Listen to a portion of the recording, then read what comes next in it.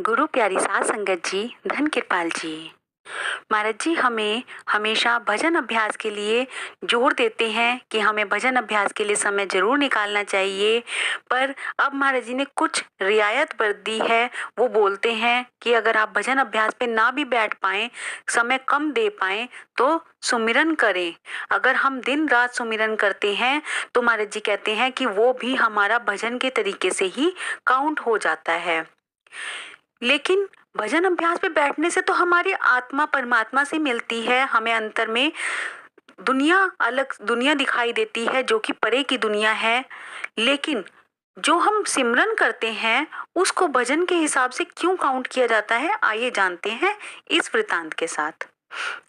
एक बार एक गांव के एरिया में एक औरत रहा करती थी। उसने अपने बच्चों को बाहर शहर में भेज दिया था कमाने के लिए और वो अकेली रहती थी। उसने अपने पास एक भैंस पाल ली। वो दिन रात उस भैंस की सेवा किया करती थी, उसको नहलाना धुलाना, उसको चारा डालना, कभी उसको पानी पिलाना, दिन रात उसकी सेवा करती थी। जब भी उसको हंसना होता था, क्योंकि उसके पास कोई बच्चा नहीं था, कोई और नहीं था, तो वो उसके साथ ही हंस बोल लिया करती थी।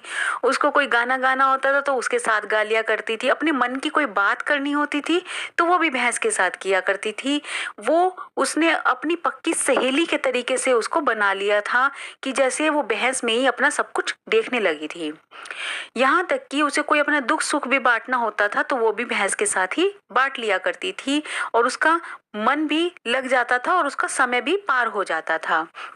काफी समय ऐसा ही चलता रहा। कुछ समय बाद ऐसा हुआ कि उसकी भैंस किसी वजह से बीमार हो गई। उसने बहुत इलाज कराया, अपनी भैंस को बचाने के लिए हर तरीके की कोशिश की, लेकिन उसकी मृत्यु आ गई और भैंस मर गई। अब उस औरत को इतना दुख हुआ जिसका कोई अंदाजा नहीं लगा सकते, क्योंकि उसने अपना सब कुछ उस भैंस को मान लिया था। वह दिन रात उस भैंस की सेवा में लगी रहती थी। उस औरत ने अपने आप को अपने घर में कमरे में बंद कर लिया और दिन रात अपनी भैंस के बारे में सोचती रही कि मेरी भैंस ऐसी थी, मेरी भैंस ऐसी दिखती थी, मैं उसके साथ ऐसे करती थी, मैं उसके साथ ये सब करती थी। दिन रात वो उस भैंस के बारे में ही सोचती रही, उसका ही सिमरन करती रही, उसको ही याद करती रही। अब क्या होता है कि कुछ समय के बाद उसके कुछ रिश्तेदार घर पर आते हैं और दरवाजा खटखटाते हैं। वह बोलती है, हाँ जी कौन है? तो बाहर से वो लोग बोलते हैं अपना नाम लेके कि हम फला फला लोग हैं और तुमसे मिलने के लिए आए हैं। वह कहती है तो ठीक है, आप अंदर आ जाइए।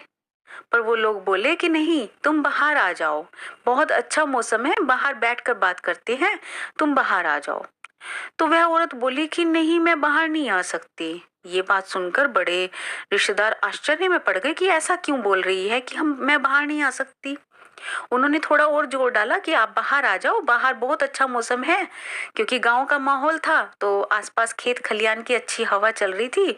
तो उन लोगों ने कहा कि आप बाहर आ जाओ और हम बाहर बैठकर बात करते हैं। फिर उस औरत ने कहा नहीं, मैं बाहर नहीं आती।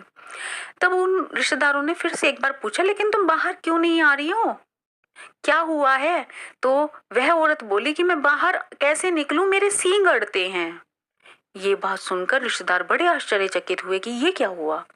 जब वो अंदर गए और उन्होंने उस औरत की व्यथा को सुना तो उन्हें समझ में आया कि वो दिन रात अपनी भैंस के साथ रहती थी, उसी की सेवा करती थी और अब उसके मरने के बाद दिन रात उसी का सिमरन करती है, तो वो उसके जैसी ही बन गई है।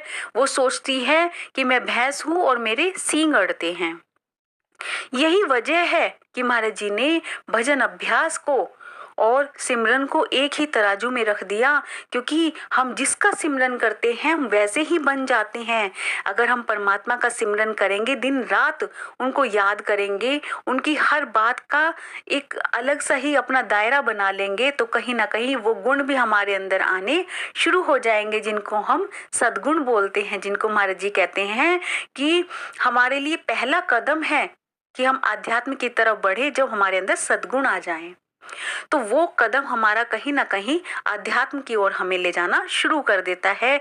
इसलिए महाराज जी ने उन दोनों को एक ही तराजू में रखा है कि लोगों के पास समय नहीं है कि वो भजन अभ्यास कर सके, तो दिन रात अगर हम सिमरन भी करें, हम अगर अपने काम पे जा रहे हैं, चलते फिरते हमारे पास समय जितना भी होता है, हम रास्ते का समय अगर सिमरन में निकाल दे, सिमरन करते हुए जाएं, तो हमारा रास्ता भी आसानी से कट जाएगा और उसमें जो हमारे पैरों के नीचे आके कीट पतंगे मरे हैं उसका भी हमें भुगतान नहीं करना पड़ेगा।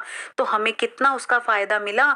और फिर जैसे ही हम भजन पे बैठेंगे हमारा ध्यान भजन में टिक जाएगा, क्योंकि हम दिन रात सिमरन कर रहे हैं, दिन रात उस परमात्मा को याद कर रहे हैं, उनके नाम का उच्चारण कर रहे हैं, नाम को मन ही मन जप रहे हैं।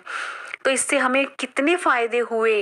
यदि आपको मेरी वीडियो अच्छी लगती है प्लीज़ लाइक कीजिए, शेयर कीजिए और चैनल को सब्सक्राइब जरूर कीजिए। Thank you.